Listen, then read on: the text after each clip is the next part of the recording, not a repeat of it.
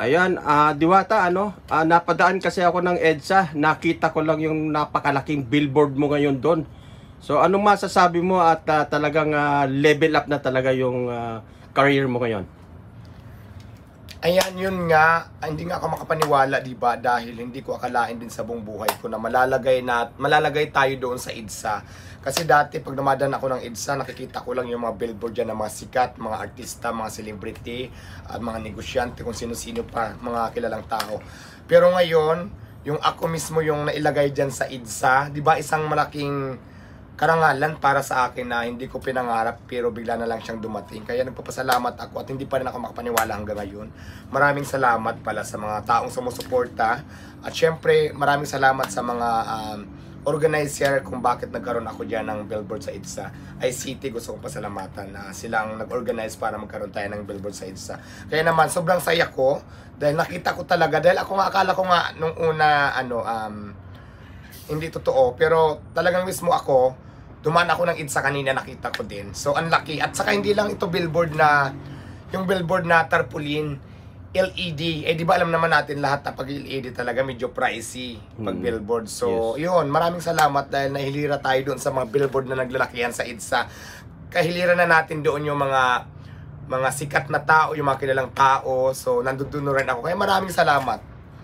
Doon sa nakita kong billboard mo, halos parang ipinakita na doon yung buong buhay mo from the start to until now. Yes, ang kagandahan doon kasi nagustuhan ko rin kasi from the starts nakita nila hanggang ngayon. So parang nakadetalye doon, hindi man ganun katagal kasi alam niyo naman pagka billboard lang mabilisan lang talaga yan, seconds lang. Pero makikita mo talaga yung details yung detalye talaga ng istorya kung paano ako nagsimula hanggang ngayon. So ayan, makikita nyo doon sa billboard. Kaya nagpapasalamat ako at saka hindi pa rin ako makapaniwala talaga na nandun ako sa EDSA.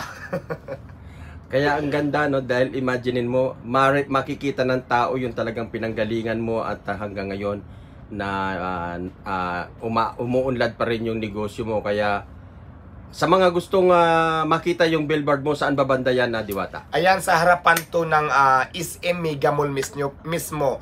Pag galing ka ng Cubao, pag pumunta ka ng Pasay, harap mismo ng SM Mega Mall bandang kanan. So madadaanan mo yun, malaki siya.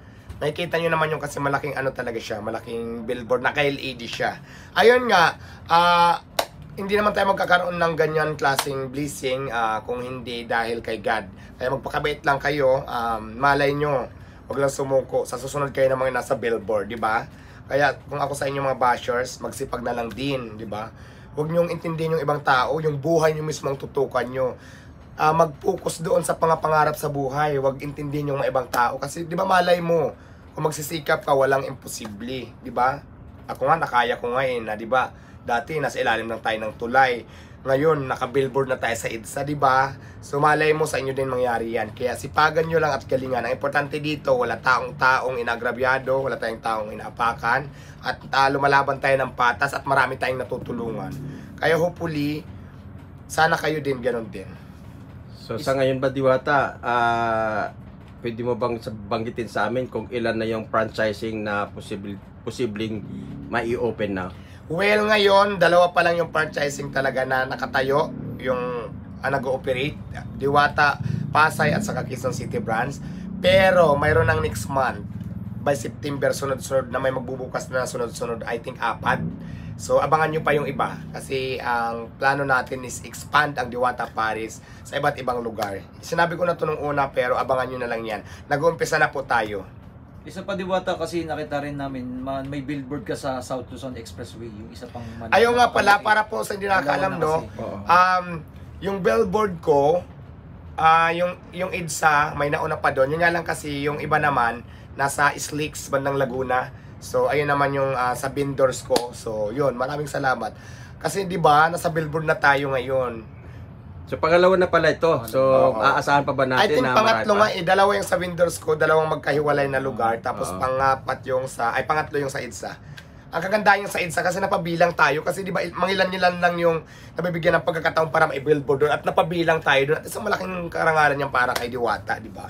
So, ibig sabihin, meron ka na sa South, meron na sa kalagitnaan ng EDSA, magkakaroon kaya ito sa North Expressway? Hopefully soon, magkaroon tayo, yun ang abangan nyo. Wow, sige. Maraming salamat, Diwata, at congratulations. Diwata, ano naman mabibigay mong advice sa ating mga kababayan na eto na, nakikita na natin kasi yung mga nararating mo sa ano, no? Mula sa baba hanggang pataas. Ayan, yun nga kasi ang masasabi ko lang sa mga kababayan natin na nangangarap na magtagumpay din sa buhay. Tulad ng sinabi ko nung una, kung may pangarap ka, umpisahan mo na ngayon pa lang kasi walang imposible na matupad yung pangarap mo kung ngayon pa lang ginagawa mo na ng aksyon. Pangalawa, mag-focus sa sarili mo, huwag mag-focus sa ibang tao. Kasi yung oras mo, imbes na iuukol mo dun sa mga pangarap mo, ang binibigyan mo ng atensyon ng oras mo, yung ibang tao na wala ka naman mapapala. Bagkus, magkakaroon ka pa ng hindi maganda, mga negative sides, mga negative vibes. So, ang gawin mo na lang, kung may pangarap ka talaga, focus sa pangarap mo. Kung anong gusto mo, may mga pangarap ka, gawin mo na at umpisahan mo na ngayon pa lang. Kasi walang imposible talaga, base yan sa mga naranasan ko sa buhay. Siguro alam niyo naman ang story ng life ko, di ba? Dati akong nangangalakal, sa ilalim ng tulay, nag-construction worker, hanggang sa nag-negosyo. So lahat yan pinagdaanan ko yung mga kahirapan sa buhay. Pero ngayon, sinasabi ko, hindi pa naman tayo mayaman, di ba? Pero at least nakikita ko na talaga, naramdaman ko na yung medyo nakaangat-angat na sa buhay ng konti. Kasi dati kong hindi ko kayang bumili ng iPhone 15. Ngayon kaya ko nang bumili. So, yun, ganun yung pinagkaiba. Ang sarap kasi ng pakiramdam yung nakatulong ka sa maraming tao at hindi lang sa ibang tao, nakakatulong ka sa pamilya mo, mga kamag-anak mo. So, ang sarap lang ng pakiramdam ng ganun. Kasi kung dati, ako yung hinihingian, ako yung nanghihingi ng tulong, ngayon naman ako na yung tumutulong. So, hopefully na ganun din kayo. Di ba tayo isa pa? Ano ba yung pwede mong ma-advise na yung pinakamahirap na naranasan mo na hindi mo makakalimutan na... Alam mo, ang pinakamahirap talaga, yung nasa kalsada ka na, di ba, hindi mo alam kung ano na ang magiging kinabukasan mo na minsan wala ka pang makain, walang tubig, walang damit, walang kuryente. Ayan yung mga buhay na ang hirap-hirap kasi halos mahirap plus. Masaya pero mahirap. Ang masaya doon kasi nagagawa mo lahat ng gusto mo na parang ito lang. Kung ano lang yung mangyari sa buhay mo nung araw na yun lang. Pero ang pinakamahirap kasi, ayun yung masaya na part, yung go lang ng go, yung wala kang inintindi. Pero ang mahirap kasi na part doon, yung wala kang pagkukunan ng source of income mo. Wala kang pagkukunan ng tubig, walang kuryente, wala lahat. All in all, parang survivor. Kung paano ka mabubuhay sa isang lugar na ganyan, sa isang sitwasyon na ganyan. So yun ang pinakamahirap na parte na nangyari sa buhay ko.